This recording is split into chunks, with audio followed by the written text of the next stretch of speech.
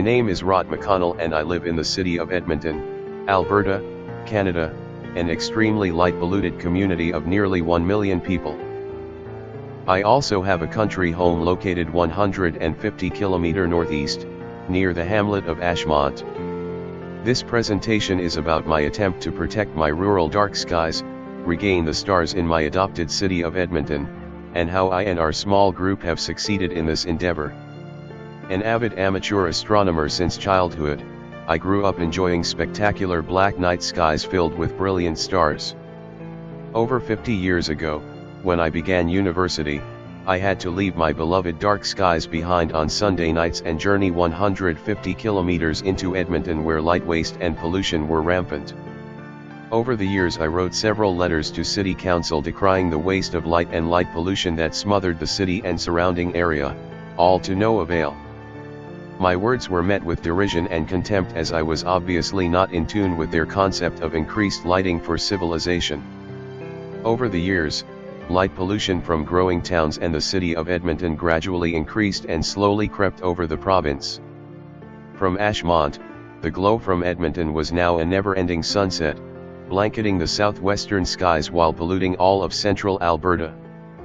On a warm November night in 2008, I sat under the black velvet darkness of a moonless sky studded with stars, pondering what could be done to combat the encroaching light pollution from Edmonton and save my dark skies. Something had to be done, and I was determined to see changes made. I decided to form an association, and so the Alberta Dark Sky Association was born. I spent time researching light waste, pollution, and its effects while preparing educational materials for anyone interested. I could not believe all the important negative effects of light waste and pollution. As well, I met with people from various professions and organizations with similar concerns about city lighting practices. I also created a website to provide a free introductory course online along with free support and resource materials for our educational efforts, www.albertadarksky.ca.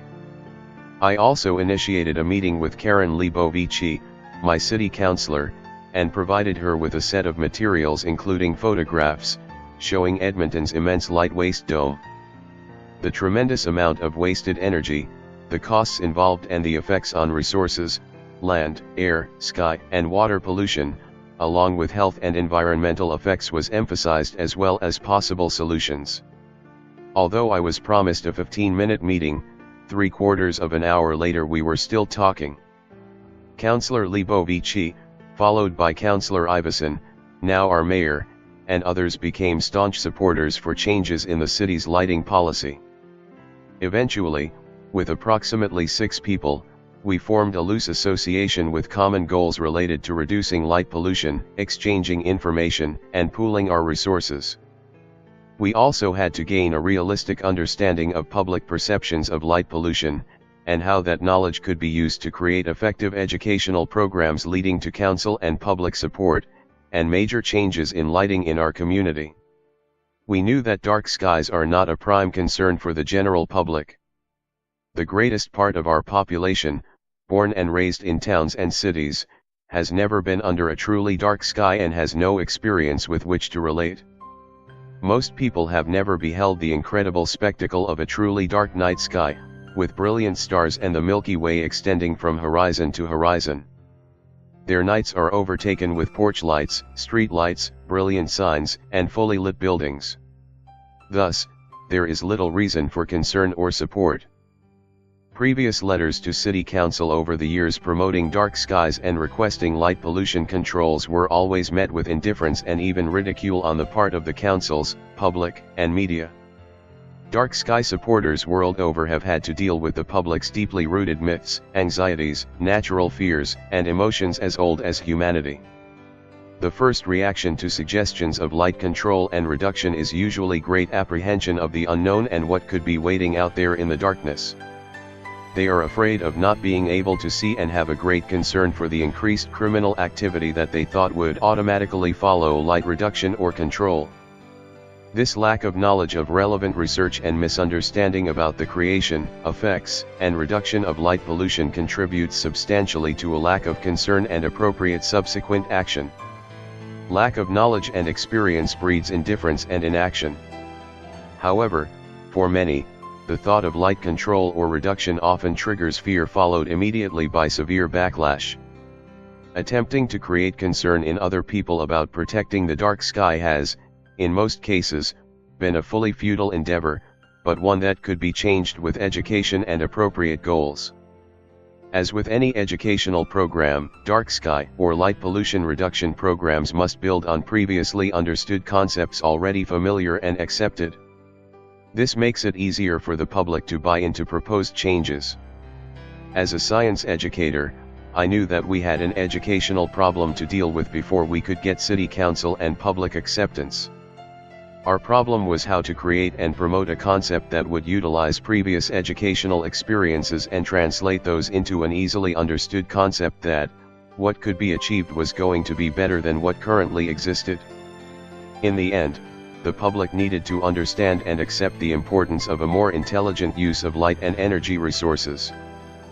People had to understand that we were not simply going to shut off the lights, but reduce costs while creating a better living night environment through the intelligent and judicious use of appropriate lighting.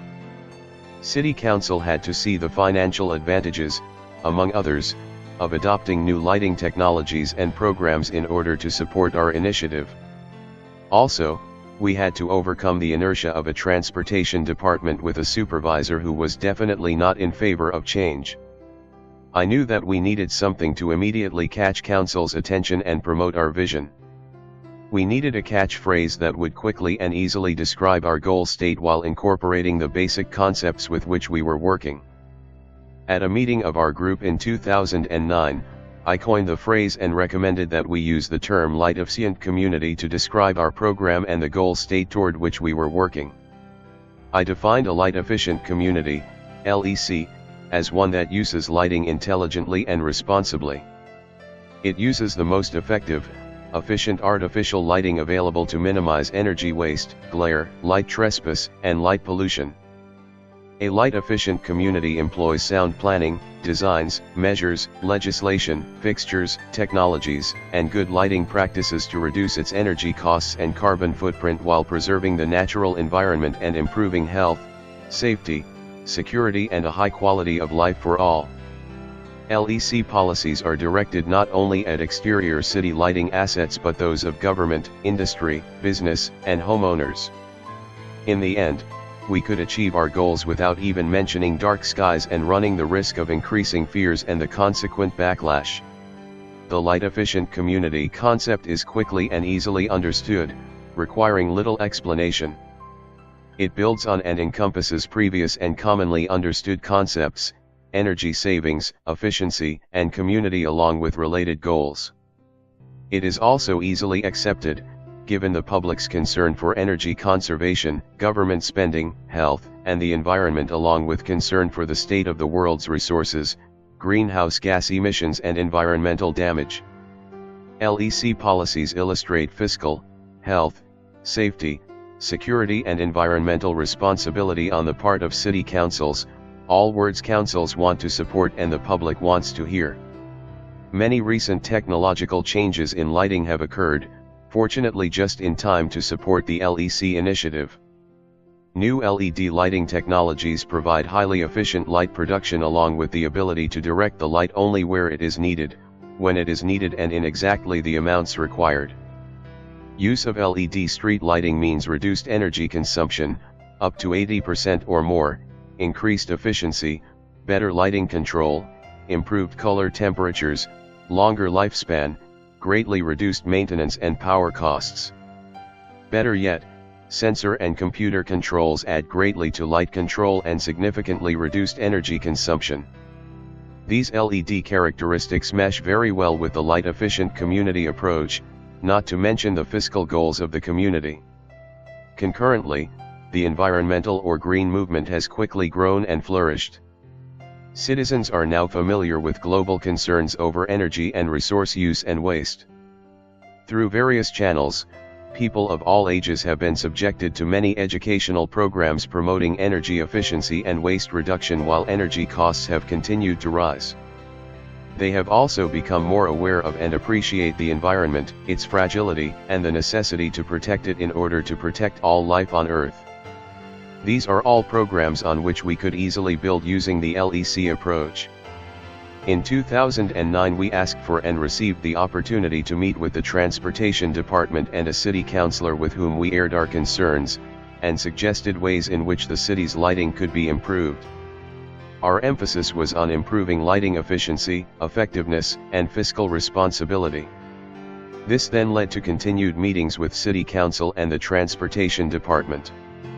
At Council's direction, Transportation was ordered to create the Edmonton Light Efficient Community Policy Committee, a body charged with the preparation of creating a new lighting policy for the city.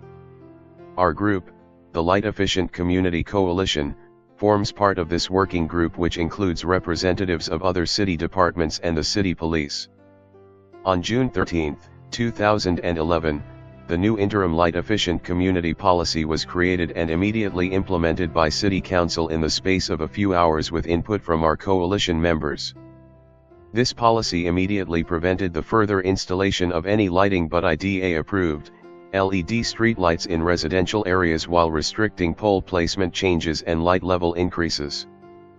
On August 21, 2013, City Council adopted the Light Efficient Community Policy, which states, Title, Light Efficient Community Policy, Policy Statement, the City of Edmonton strives to provide high-quality roadway and outdoor lighting that includes proper lighting for pedestrians, cyclists, and motorists through application of appropriate engineering guidelines and standards to ensure safety while minimizing light pollution, power consumption and greenhouse gas generation. Policy Statement/Overall Objective: effective, efficient, sustainable, and safe use of light through minimizing light pollution, reduce energy consumption and reduction of greenhouse gas generation, environmental stewardship, enhancing public health and safety, implementing cost-effective solutions. The city will actively pursue industry to adapt more quickly to efficient warmer LEDs and appropriate covers, reflectors, etc., associated with minimizing glare and health issues. In light of the fast pace of this technology, this will be reviewed annually with an updated report to address technology advances and how we are implementing them to ensure a healthy city, not only an efficient city.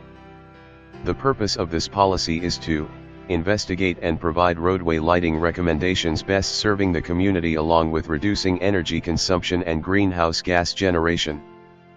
Provide outdoor lighting recommendations for facilities such as parking lots, sports fields, parks, transit outdoor facilities, building exteriors best serving the community along with methods of reducing energy consumption and greenhouse gas generation.